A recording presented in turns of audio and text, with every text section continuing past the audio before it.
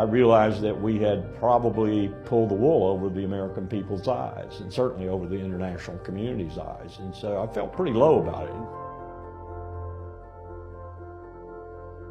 I wish I had resigned.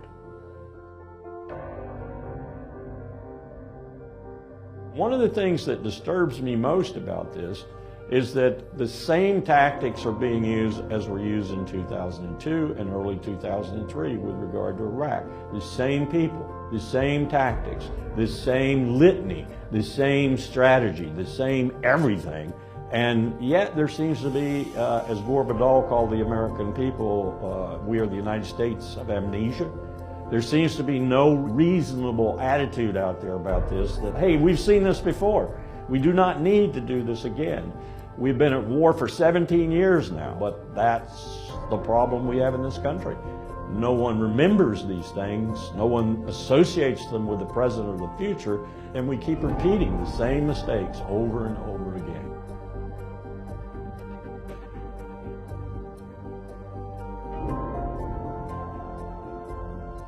Indeed, the facts and Iraq's behavior show that Saddam Hussein and his regime are concealing their efforts to produce more weapons of mass destruction.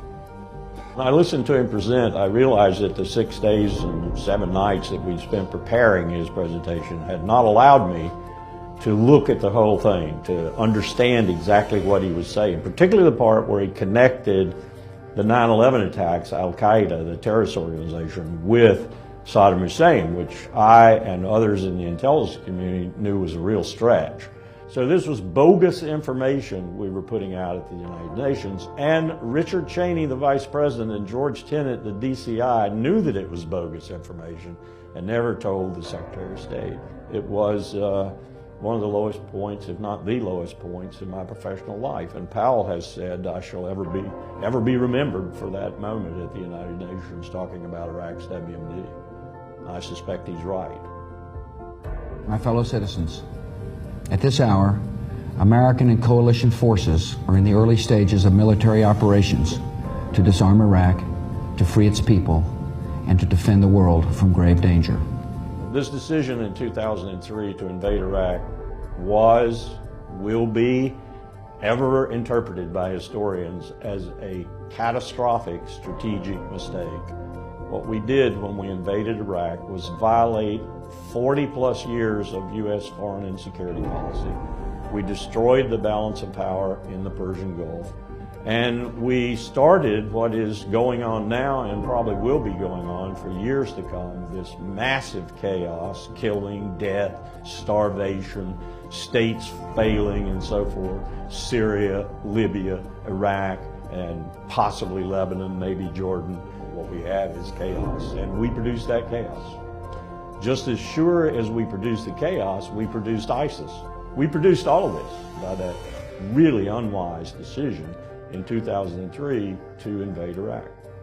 The campaign to convince the American people to support the war in Iraq, which was quite effective, and when you consider it was built on a house of lies, it was quite effective. Iran is not this kind of threat that we're saying she is. They don't even have nuclear weapons. Israel is sitting on top of 200 or 300 nuclear weapons. It may deny it all day long, but it's got nuclear weapons. So Iran does not have nuclear weapons. And in my consideration, it stopped trying to build nuclear weapons early in the 2000s. I think there's a real problem in this country right now with the fact that we've been at war for 17 years.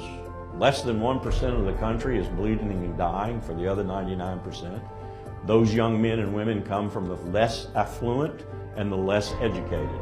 They come from the poor. That's who's fighting your wars for you right now.